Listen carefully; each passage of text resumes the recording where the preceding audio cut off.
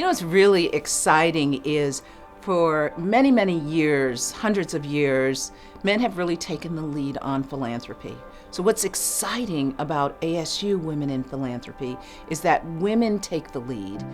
It's our time for women leadership. We see changes in the Supreme Court. We see changes in the White House. We see changes in our own cabinet here at Arizona State University. Women lead in a different way. Women bring an emotional intellect and a culture that is different than our male counterparts. So it's just time. Every day women are showing, together and individually these days, that they can change the world. And they're doing it. It's taken the world a long time to realize that equality is the goal.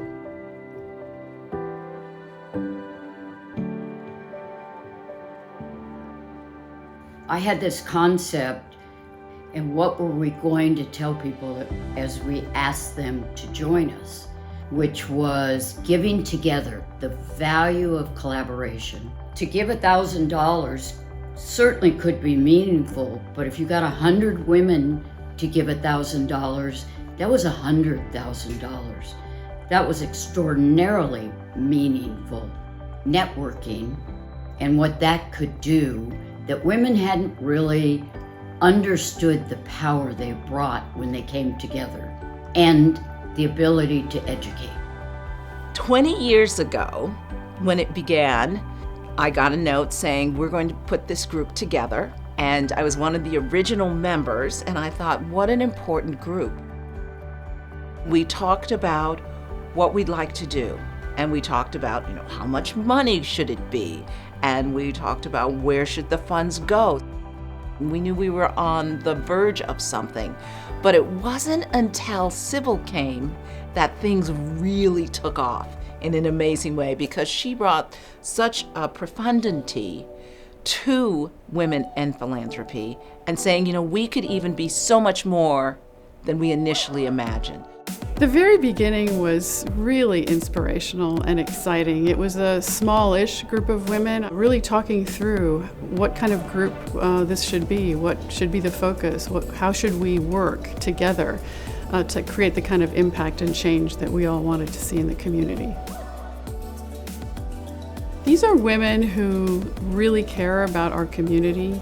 They want to make a difference. So these are community leaders, philanthropists, women in business, lawyers, all kinds of women who really understand the magic that can happen when we can come together.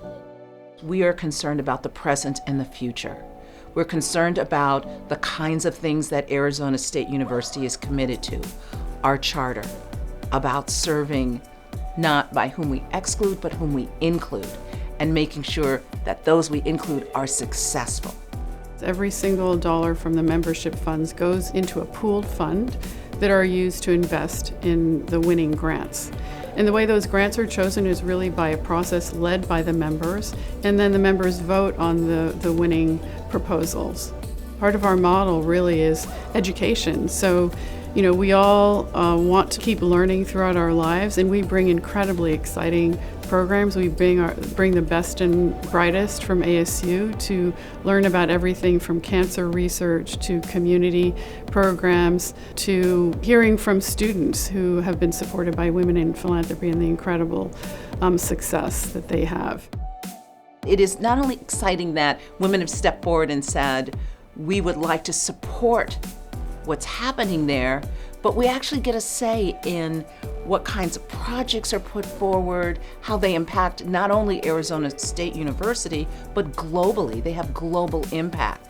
So I just think it's one of the most remarkable organizations, and that over the 20 years it has grown, developed, and increased its reach. The very idea of Women in Philanthropy, of women coming together to really create something bigger than themselves, both in terms of, yes, of course, the investments that they make, but also coming together to think about how do they want to make a difference in our community? What do they think the most impactful programs are at the university that we can support?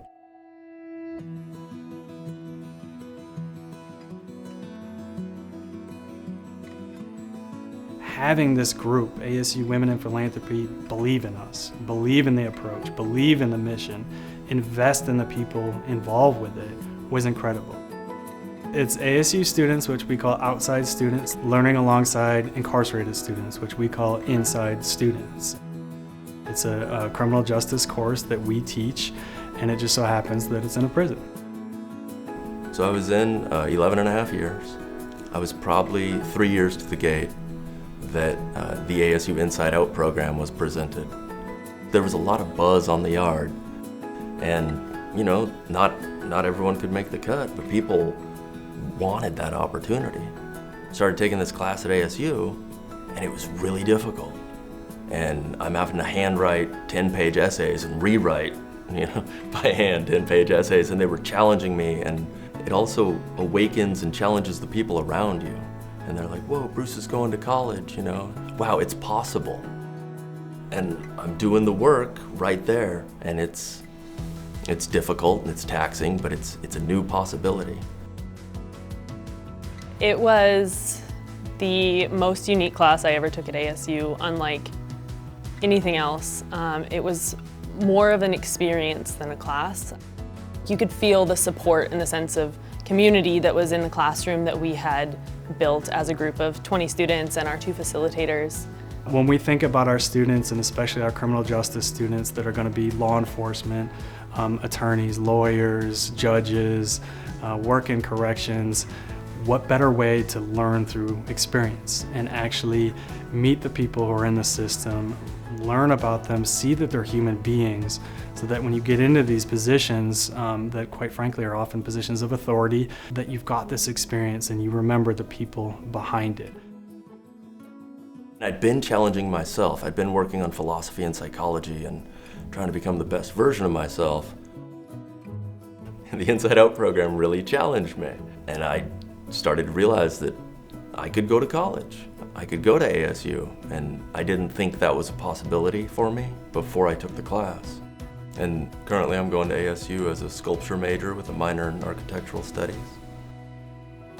To come into this class, to succeed, to do well, to want to do more of it, I think is empowering, and kind of you hit the ground running when you leave prison, having been successful in this class. Having that support, to have that boost and that legitimacy from the women meant the world. And we were teaching at that time. I got to go into prison and say, we were selected, we're gonna be one of the ones that's awarded funding, and people had tears in their eyes on the inside. So allowed us to continue and just boosted it that much higher. It's so incredible to be celebrating our 20th anniversary, and of course it's wonderful to look back on all our successes of the past 20 years. It's also really exciting to look forward to the challenges and opportunities that we have ahead. And we're approaching our 100th grant at this 20-year anniversary, which is really incredible. But over the years, I've often liked to say when we gather together that the $1,000 membership that each woman makes every year is an individual decision by each woman to invest in this university, and that represents thousands of decisions to support this university that is, for one, I am very grateful for, but also is so incredibly impactful. Anyone can be a member of Women in Philanthropy. Anyone can make an impact and a difference. Women who have careers, women who own their own businesses, women who are educators, and younger women. I mean, we're really excited about the potential of younger women. I find it paramount that young women, young girls, are given a hand up, are saying there's someone in your corner. There's someone that's going to help you succeed so you can pay it forward. We're an incredible group of women who enjoy each other, are inspired by each other, think through issues together, learn from each other, and that it's a very welcoming group. I'm very proud to say that along with many people, I think a lot of us played a significant role in doing something great for the university. We raised a lot of money. Great programs came out of it. We've gotten to know the community, and we've gotten to know each other.